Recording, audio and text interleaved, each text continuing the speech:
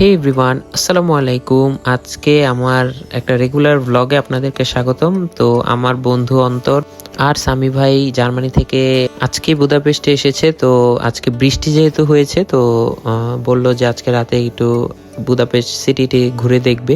তো আমিও প্ল্যান করলাম যে রাতে অন্তরের সাথেও দেখা করি, প্লাস হচ্ছে একটু রাতের বুদাপেস্টটা ওর সাথে ঘুরে দেখি। এমনি তো বের হওয়া হয় না একা। তো যেই কথা সেই কাজ, ওরা ব্লাহাত দাঁড়িয়েছিল, তো ব্লাহাতে ওদের সবার সাথে দেখা হয়ে গেল। তো আমার বন্ধু মাহফুজ স্বনামধন্য ব্লগার, তো আমাকে বিভিন্ন ব্লগিং টিপস দিচ্ছিল কিভাবে ব্লগ করতে হবে। তো আমিও অসহায়ের মতো ওর কথাগুলো শুনছিলাম।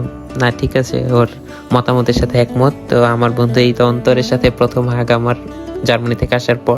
মার্গিট আইল্যান্ডে যাওয়ার প্ল্যান করলাম আমরা একসাথে। তো যেই কথা সেই কাজ, আমরা মার্গিট আইল্যান্ডে চলে আসলাম। এসে দেন হচ্ছে আমরা একসাথে একটু বসলাম নদীর পাড়ে। রাতের বেলা এই জায়গাটা থেকে দেখতে খুবই ভালোই লাগে, আর রাতের বেলা এখান থেকে সিটি ভিউটা অসাধারণ, লাইটিং গুলো খুব ভালো লাগে। বাট প্রবলেম হচ্ছে এখানে প্রচুর ঠান্ডা ছিল, ঠান্ডার কারণে আমরা বসতে পারতেছিলাম না। তো আমরা প্ল্যান করলাম এখন এখান থেকে চলে যাব।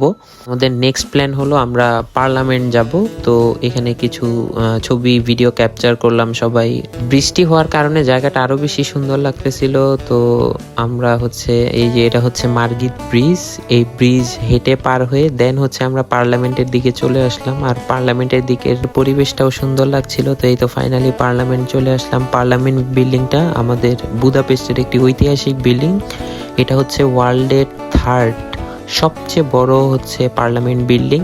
তো এখানে রাতের বেলা খুব সুন্দর লাইটিং থাকে, যেটা আপনারা দেখতেই পাচ্ছেন। এছাড়াও এর পাশে বিভিন্ন হাঙ্গেরির ঐতিহাসিক স্থাপনা রয়েছে। তো সবচেয়ে বেশি অ্যাট্রাকটিভ বিষয়টা হচ্ছে পার্লামেন্ট বিল্ডিং। তো এখানেই আমরা একসাথে ছবি ভিডিও তুললাম। আমার বন্ধু মতিন বলল আমার ভিডিওতে আসবে, তো ওকে একটু নিয়ে নিলাম। তো এখানে বিভিন্ন মুরালগুলো খুব সুন্দর ছিল, লাইটিং ছিল, কিন্তু সবচেয়ে বেশি অ্যাট্রাকটিভ বিষয়টা হচ্ছে আমাদের পার্লামেন্ট বিল্ডিংটা। রাতের বেলা খুব সুন্দর লাগে দেখতে।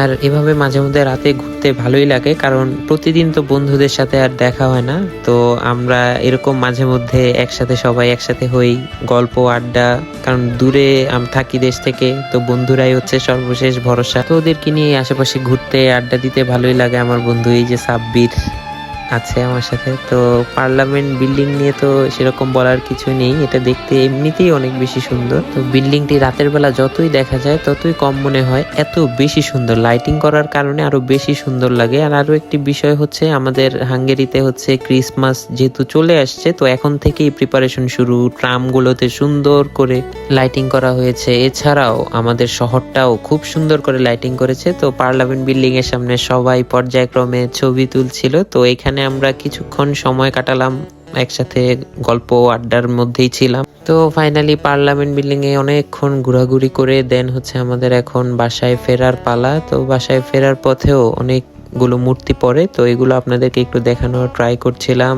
তো এর থেকেও বেশি সুন্দর আমাদের বাসার এখানে যে আন্দ্রেসিউৎসা যে রোডটি আছে, সেই রোডটিতে খুব সুন্দর লাইটিং করেছে।